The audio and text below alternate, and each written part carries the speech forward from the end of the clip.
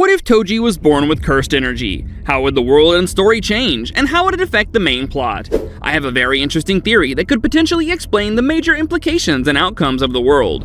In the first theory, we'll assume that Toji, like Megumi, was destined to have the 10 shadows. Due to being born with this sacred technique of the Zenin clan, rather than being abused, he would be revered and even most likely become the leader of the clan. Let's also assume that due to the support the clan gives him now, he's seen as a prodigy and even becomes the first Zenin to tame Mahoraga. In this case, he would be able to take the Jujutsu world by storm with his power and become a real threat, turning the Zenin clan into the most powerful family of the 3 great families. He'd grow up in a more stable environment, but from what we can tell by his family members, he still wouldn't be stable in the mind. He'd likely still be fairly greedy, but instead of money, he'd be greedy for power and status.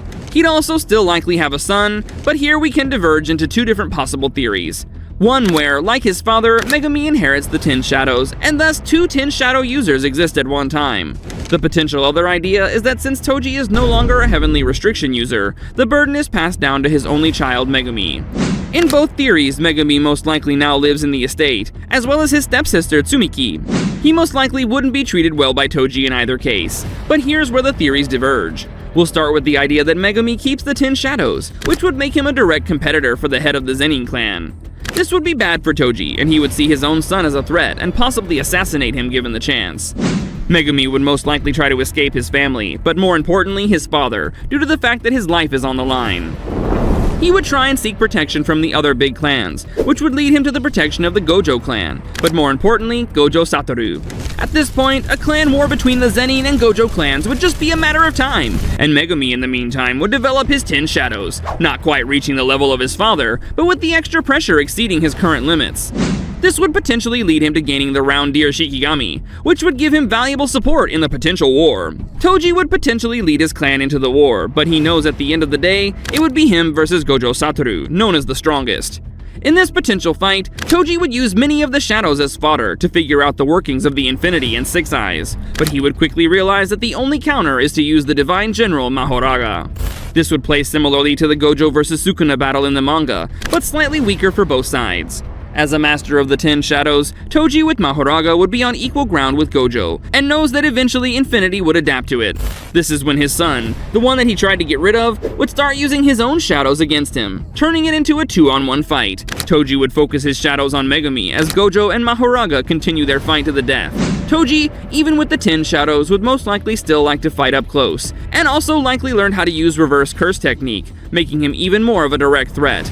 He'd summon the ox, deer, and tiger combined to fight with him, as he'd allow the rest of his summons to assist Mahoraga in the fight against Gojo. Toji knows no mercy, and would certainly not show it to his son, so he'd fight with destructive force, trying to kill Megumi at every point. Finally, it's very likely that they'd even clash domains, Megumi having Chimera Shadow Garden, and Toji would most likely have his own domain, similar but unique to his twisted personality. He'd also be aware that Gojo is not struggling against Mahoraga as much as he expected, so he'd eventually turn his focus to the other half of the battle, which would be his downfall. Megumi, not willing to let his father win and kill the mentor that took him in, would give his life to summon his own Mahoraga. This would kill him, but this would eventually seal the fate of Toji, as facing Gojo and another Mahoraga is too much, even for a master of the 10 shadows. He would try to fight both of them off, but Gojo would be smart enough to face Toji directly and end him as the Mahoragas battle each other in a stalemate. Gojo would most likely end up killing Toji in a similar fashion to the anime, catching him off guard due to his own greed. This would also essentially lead the Zenin clan to a horrible point, as Maki would most likely eventually awaken and take out the Zenin clan as she did in the manga. Now, if we step back, we can talk about the other theory, which is the case if Megumi instead gains heavenly restriction. As mentioned, Toji would still generally not care for his son, but in this case, he wouldn't directly aim to kill him. This would allow Megumi to grow as a heavenly restriction user, becoming like Toji in his own prime. Megumi would likely feel resentment toward his father and grow distant to the world. He wouldn't aim to be an assassin like Toji, but rather he'd likely just be a ruthless killer for the Zenin clan, doing assassinations upon request. Like the clan did for him, Toji would acknowledge Megumi's strength, but still be relatively put off and see him as a potential threat.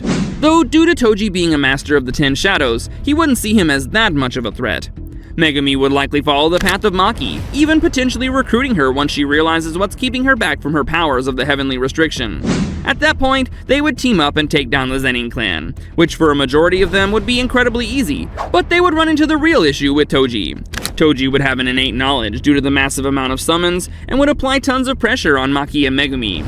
Plus, if we want to keep things consistent, he'd also have great physical feats and reserved cursed energy, making it so that he's not an easy target. With this in mind, no matter how well Maki and Megumi fight, Toji eventually will be able to summon Mahoraga and end the fight quickly.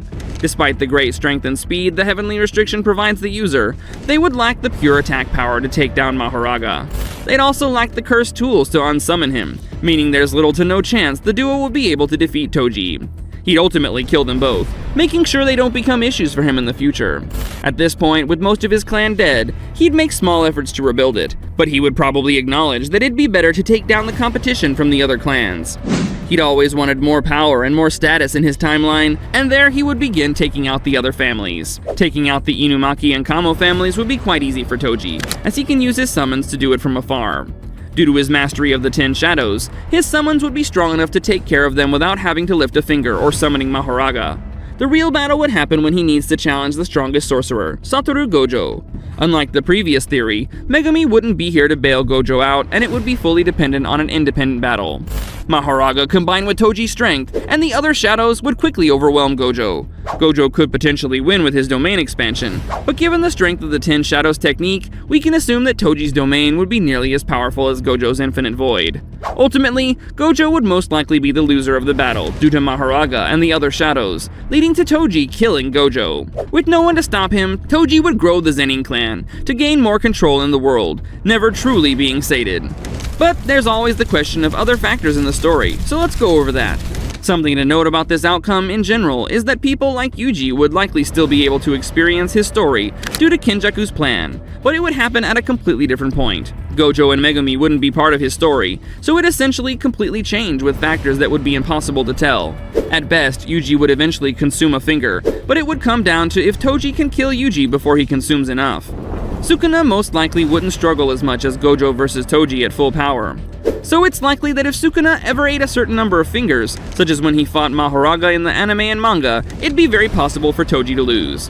For explaining Yuta, who'd be the next biggest threat to Toji, we can simply explain that he'd still be in Africa. He could potentially come back and want to avenge his teacher, but since it's clan business, it's much less likely to happen. If a fight were to happen, you'd end up with the fight of the Divine General versus the Queen of Curses, but that's a theory for another day. That's the theory for today. Thanks for watching. Click on this other cool anime video to see more. Go ahead, click it.